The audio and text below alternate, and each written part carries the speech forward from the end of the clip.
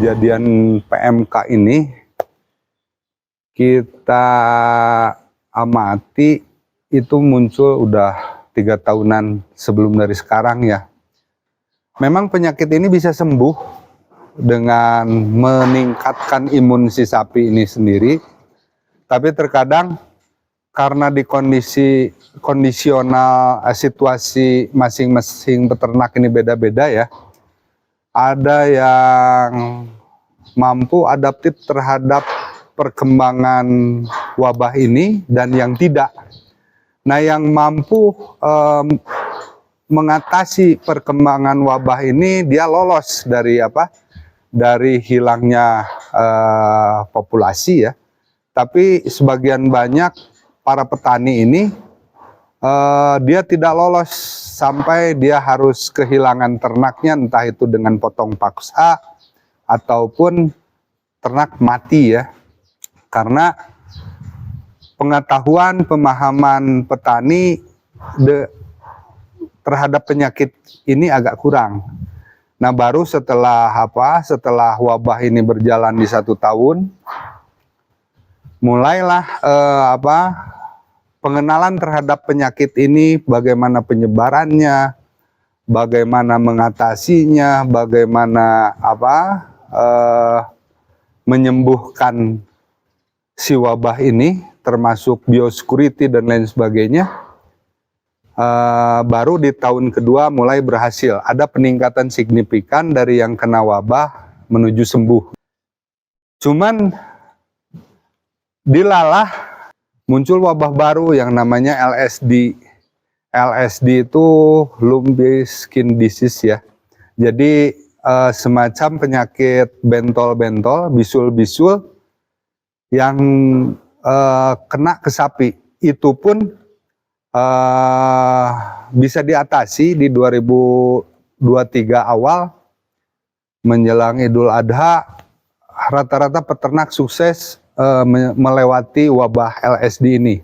Kondisi 2 wabah tadi di tahun 2023 memang sudah tidak terasa dampaknya, cuman kita sekarang ini masih mengalami hilangnya populasi dengan mencoba kita menambah populasi baru, entah itu sifatnya impor barang baru ataupun kita melakukan breeding. Nah, itu adalah salah satu bentuk kita mau meningkatkan populasi lagi.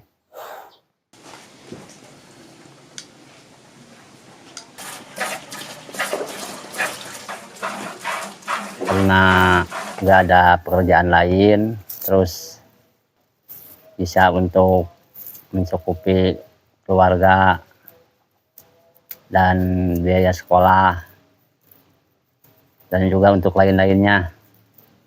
Kalau orang tua kan itu di sekolah, guru, saya mah milih peternak. Pertama lihat dulu di temen, lihat-lihat di kandang temen. Ya udah lihat, saya kerja di temen, kerja dulu 1 tahun, 2 tahun. Ya udah kerja saya mulai agak paham-paham sedikit. Terus saya buka sendiri dari anak 2 ekor, anak sapi perah. Udah dibesarkan sampai beranak, sampai diperah. Terus nambah lagi 1 lagi gitu. Karena sapi perah kan ada penghasilan harian. Paling sebentar kan sapi potong 4 bulan, 5 bulan. Jadi untuk subsidi pakan selama 4 bulan, 5 bulan itu kan modalnya harus besar. Makanya saya milih ke perah aja lah, biar cepat gitu, ada hasil tiap hari.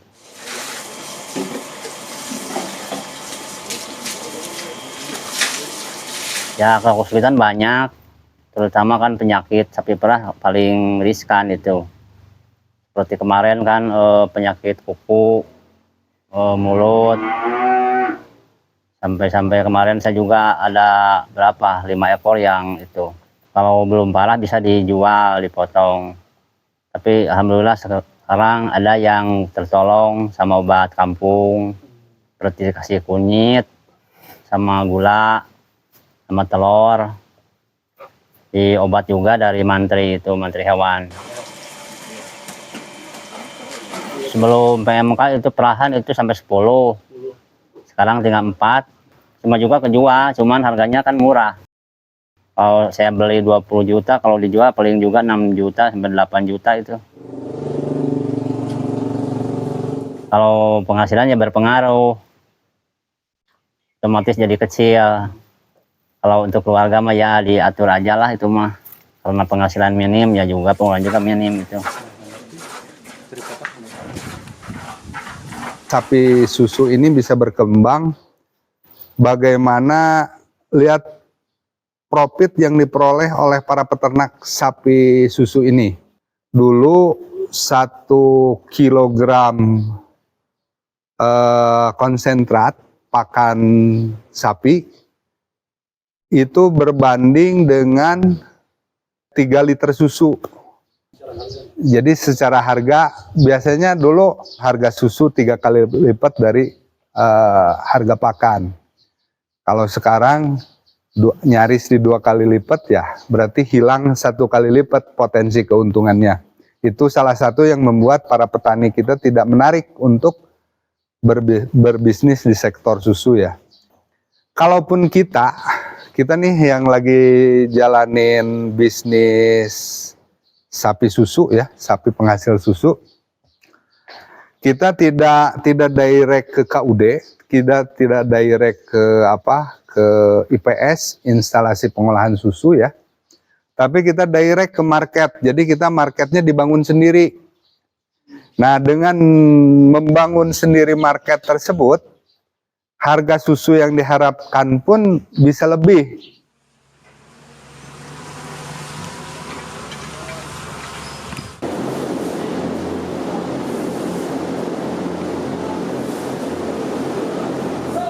Tergantung kita mau melakukan peternakan apa sih, bisnis peternakan apa yang mau kita lakukan.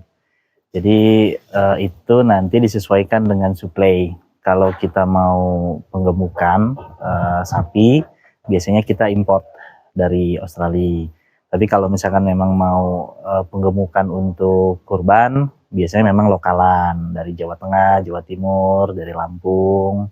Tapi kalau misalkan kita mau bisnis peternakannya itu di perah, sapi perah, biasanya memang dari daerah Jawa Tengah, Boyolali, atau kalau misalkan bisa juga kita import dari Belanda, dari Australia juga bisa.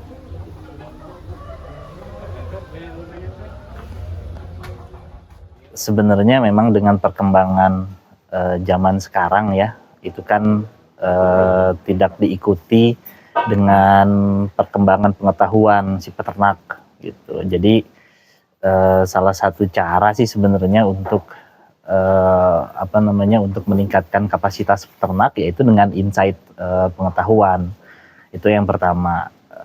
Yang berikutnya mungkin lebih ke pasar ya. Kita coba buat pasar ini terbuka untuk mereka. Program dari PT Cattle Unggul Artanusa untuk para peternak sebenarnya memang yang sudah berjalan sekarang tuh kita berikan fasilitas pendampingan, terutama terus dari sisi suplai pakan. Jadi misalkan dia ada keluh kesah terkait dengan hewannya, oh sapi saya ada kendala sakit atau apa, nah nanti kita bisa bantu via call center, atau misalkan kalau toh memang harus mengirimkan SDM ke lokasi kandang, itu kita kirimkan. Selain itu juga kan kita berikan satu layanan yang memang ini nanti berhubungan dengan perkembangan zaman tadi, di mana si peternak itu kita kasih aplikasi namanya itu farm management system. Jadi di mana mereka tuh di sana bisa dapat insight pengetahuan terkait dengan mengelola sapi seperti apa.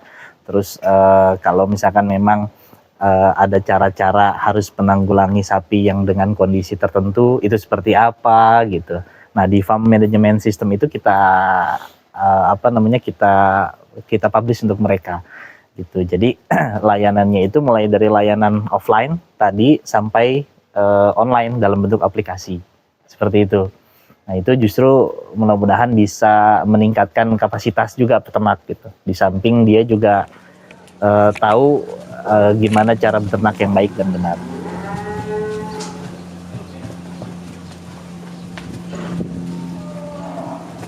Nah ini kan sebenarnya pola penggemukan untuk kita diambil hasil dagingnya itu karkasnya itu kan beda ya dengan pola yang memang secara tradisional dijalankan oleh peternak. Jadi kalau toh memang kita mau melibatkan peternak dalam pola tadi gitu ya, ketahanan pangan khususnya di daging, sebenarnya kita bisa sesuaikan dulu tuh dari sisi suplai, dari sisi hewannya ke peternak biar secara ideal si sapinya itu bisa menghasilkan kualitas yang bagus di daging. Sebenarnya peternak itu ya dengan pola tradisional yang ada untuk pasokan hijauan untuk mereka melihara sapi, karena kan memang jumlahnya juga terlalu besar. Mereka paling juga satu rumah di belakangnya ada kandang gitu misalkan, paling juga 3 ekor, malah bahkan ada yang 1, pokoknya 1 sampai rentang 5 ekor lah kebanyakan kalau untuk peternak. Jadi kalau untuk kapasitas seperti itu ya dia memanfaatkan lahan sekitar gitu untuk dia ngarit, sumber hijauan untuk mereka itu sebenarnya cukup gitu. Beda kalau misalkan memang dia skalanya mau kita scale up nih jumlahnya dari ya tadi gitu ya, kita supporting via aplikasi, nanti dia dapat dana, terus dia belikan lagi livestock yang baru, terus kita support dengan farm manajemen sistemnya tadi. Nah otomatis kan sebenarnya ini budayanya harus berubah gitu. Nah di saat memang dia sudah berkembang dalam fase itu, nah, baru kita kasih jaringan untuk akses pemanfaatan lahan-lahan yang lain, lahan hijauan yang lain. Misalkan ada lahan wakaf produktif yang memang dia lahan tidak terpakai dan diwakafkan oleh orang, itu bisa kita tanamin rumput, gajah, odot, misalkan jagung. Nah itu bisa untuk sumber bank pakan mereka. PT Agri Inovasi Digital itu dibentuk sebagai bagian hilir atau hilirisasi dari ekosistem kita di PT Gupo Inovasi Indonesia. Jadi karena posisinya di hilir, otomatis ada hulu, kemudian Gupo sebagai holdingnya, dan kita dalam bentuk ekosistem kita di sini menyediakan atau ada di posisi hilir untuk ketersediaan daging segar. Nah, daging segar ini dikelola dari mana? Dari ekosistem kita sendiri, yaitu PT Cattle Unggul Artanusa, yang dia bergerak untuk mensuplai pasokan atau ketersediaan daging di PT Agri Inovasi Digital gitu. Jadi secara supply dan semuanya sudah ada jalur dan alurnya masing-masing. Karena Gupo sendiri sebagai holdingnya, dia membidik untuk pasar atau segmen market di sisi milenial, otomatis di PT Agri Inovasi Digitalnya juga harus terus serta dalam pola yang dijalankan oleh PT Gupo. Jadi kita juga sama di produk hilirnya juga untuk pemasarannya, kita ada aplikasi yang memudahkan tujuannya, memudahkan untuk masyarakat yang akan memesan produknya. Dari sisi penjualan, walaupun retail kita ada B2B untuk marketnya segala macam, tapi untuk aplikasi kita juga ready gitu. Jadi aplikasinya dibentuk atau dibuat untuk memudahkan masyarakat yang membutuhkan pasokan daging segar atau daging beku yang dijual di PT Agri Inovasi Digital. Jadi si aplikasi ini dengan nama Jawara Daging sekarang cakupannya menjangkau di wilayah Bandung khususnya dan Jakarta, karena stok dan kantor cabang kita ada di Bandung dan Jakarta. Jadi karena Jawara Daging ini mendapatkan pasokan daging dari hulu kita atau dari Cattle Unggul Artanusa yang otomatis sudah dipilih secara kualitas sapinya dan memiliki bibit yang baik, otomatis daging yang dihasilkan juga memiliki kualitas daging yang baik juga. Kualitas daging yang baik itu bisa dilihat dari berbagai indikator ya, misalnya dari sisi warna dagingnya, kemudian dagingnya sendiri. Jadi begitu kita memasarkan dari sisi hilirnya atau dari sisi jual dagingnya, bisa dipastikan kualitas dari sisi dagingnya pasti adalah kualitas yang baik dan bisa dikonsumsi untuk masyarakat. Kita juga saat ini baru insya Allah pengennya skupnya internasional, nasional ya. Kalau misalnya bisa lebih luas lagi, alhamdulillah gitu. Tapi karena saat ini masih di Bandung sebagai pusatnya dan Jakarta juga ada, tapi bukan atau tidak menutup kemungkinan daerah-daerah lain juga ada jual daging lainnya. Tapi sebenarnya pola ini tuh sudah kita jalankan dengan adanya reseller-reseller.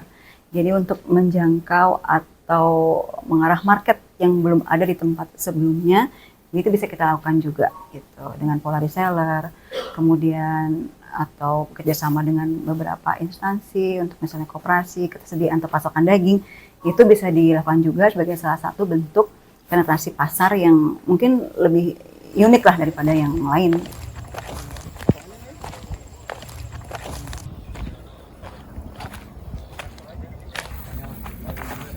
Ekosistem peternakan perlu dibangun ya. Jadi di sini harus ada integrasi antara industri hulu dan hilir. Jadi sebetulnya dengan membangun ekosistem peternakan yang berkelanjutan, itu otomatis akan menjamin rantai pasok yang aman ya. Jadi sudah seharusnya memang ini harus dibentuk untuk mencapai ketahanan pangan yang baik ya.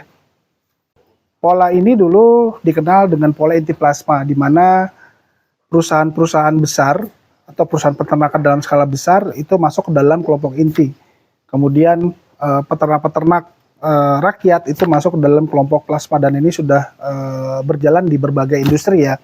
Di industri ayam ya itu sudah berjalan dengan baik. Kemudian di industri sapi perah untuk menjaga rantai pasok susu itu sudah berjalan dengan baik, dan saatnya ini kita berjalankan ini di industri sapi potong ya. Jadi rasanya perlu ada integrasi antara inti dan plasma. Dalam hal ini kalau di sapi potong sebetulnya kita punya banyak perusahaan-perusahaan, pabrik-pabrik pembuat sosis, kornet ya. Kemudian ada rumah makan ya, ada yang memang dia usahanya di bidang jual sate misalkan. Kemudian ada yang sekarang tuh yang lagi hype kan barbekyuan ya, jadi daging ala-ala Korea. Dan ini kan sebetulnya dengan maraknya tadi industri-industri hilir ini yang terus berkembang ya, dari sisi restorannya, dari sisi demand-nya, itu sebetulnya secara otomatis dapat meningkatkan suatu ekosistem yang bagus ya, dapat memperkuat rantai pasok yang lebih menjamin tadi. Jadi peternak tidak perlu khawatir nanti produknya siapa yang akan off-take, karena di sini dari sisi demand sudah ada. Yang menjadi perhatian khusus untuk dapat mengaplikasikan teknologi di industri peternakan adalah yang pertama habit dari peternak itu sendiri ya. Jadi beternak itu rata-rata adalah kegiatan yang turun-temurun. Nah, perubahan habit ini yang menjadi perhatian khusus. Yang kedua, dari sisi knowledge. Kenapa sih dari sisi knowledge? Karena peternak harus tahu dulu apa manfaat teknologi bagi peternakannya mereka gitu. Kalau itu mereka tidak tahu, bagaimana mereka mengimplementasikan itu.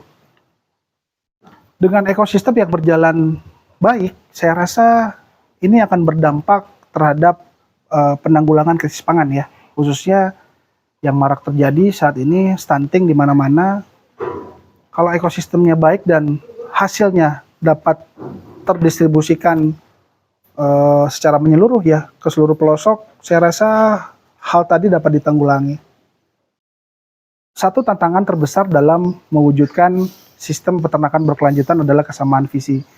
Masing-masing stakeholder yang terlibat, baik dari sisi peternak, dari sisi pasar, dari sisi pemasok pakan ya, dari sisi regulator, pemangku kebijakan pemerintah, ini semua harus mempunyai kesamaan visi. Kalau kita berbicara mengenai ketahanan pangan mandiri, semua harus memiliki visi tersebut.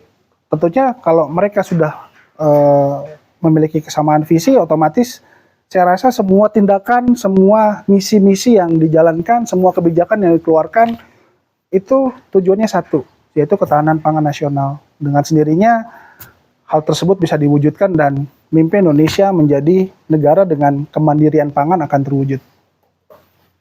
Saat ini pasar dihadapi oleh dua pilihan opsi ya.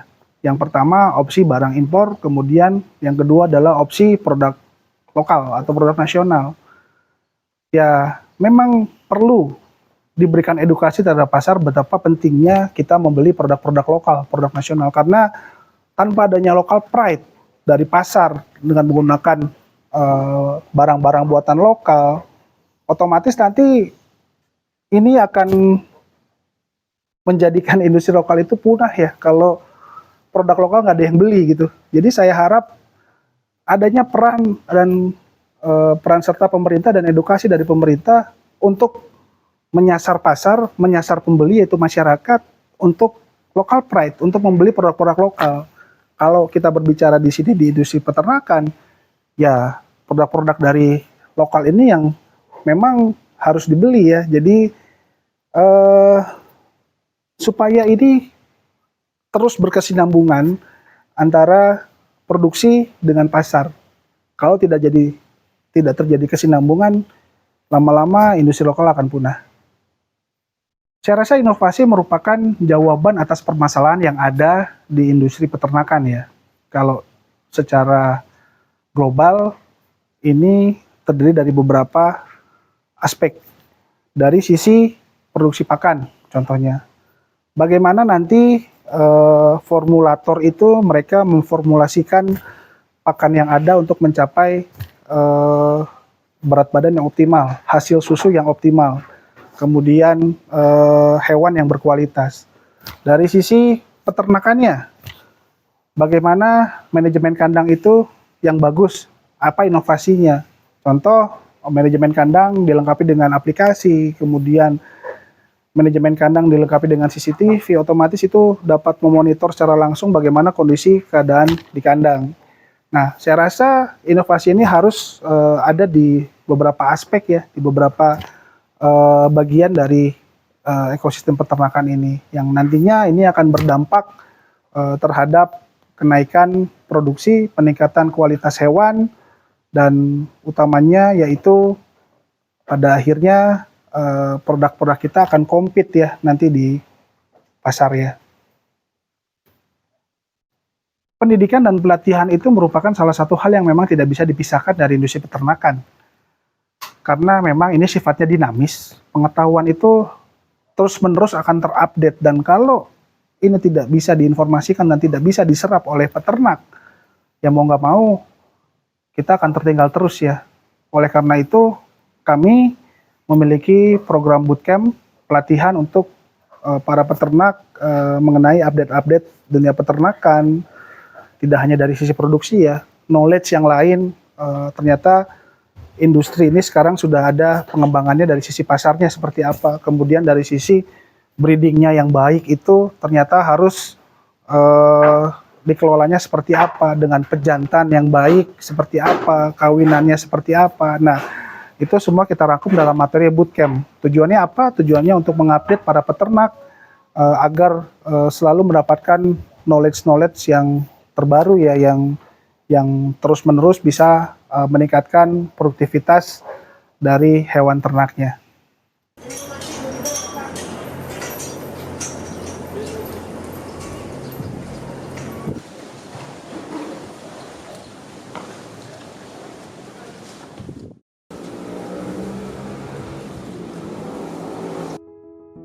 Sebetulnya mah industri ini punya keseimbangan sendiri, punya kesetimbangan sendiri. Dan industri ini punya kearifan dan kebijakannya. Yang tahu itu semua adalah para pelakunya. Saat orang lain yang bukan pelakunya menentukan kebijakan, itu yang menjadi rusaknya tatanan dunia peternakan. Jadi saya pikir Kalaupun misalnya pemerintah akan atau para stakeholder ini mau memberikan satu kebijakan, itu harus melalui pengkajian yang mendasar terkait dengan kearifan yang berjalan di dunia peternakan ini. Jadi peternak kita adaptif dengan keberlangsungan bisnisnya. Jadi jangan anggap kami ini tidak berdaya. Kami ini orang-orang yang mau berdaya, yang mau berjuang untuk kemakmuran dirinya, gitu ya. Begitu mungkin. Mindset peternak itu memang harus berubah, nggak peternak tapi jadi pengusaha ternak gitu. Di saat memang kita sudah jadi pengusaha ternak, kita mikirin tuh, oh gimana nih caranya biar lebih efisien, kita mikirin gimana caranya biar lebih efektif, kita mikirin caranya gimana menambah populasi nih dengan kondisi kebutuhan pasar yang meningkat misalkan. Nah, jadi pola-pola seperti itu. Nah, dasarnya tadi di mindset tadi. Ya, makanya kalau misalkan memang mindsetnya secara bertahap kita stimulus untuk berubah gitu ya. Karena kan mereka harus sadar gitu ya. Mereka harus sadar hari ini itu beda dengan 1 atau 2 tahun ke depan gitu kan. Dan hari ini juga beda dengan 1 atau 2 tahun ke belakang. Jadi hal-hal yang seperti itu sih sebenarnya yang saya rasa itu cukup jadi dasar gitu ya, sangat-sangat fundamental gitu. Nah, di saat memang itunya sudah terbentuk, nah baru tuh stimulus-stimulus yang tadi tuh kita coba masukkan ke mereka. Jadi mereka secara proses perubahannya juga nggak langsung cepat gitu ya, bertahap gitu. Makanya hal-hal tadi gitu yang harus kita coba infokan ke para peternak yang memang ada seperti itu paling.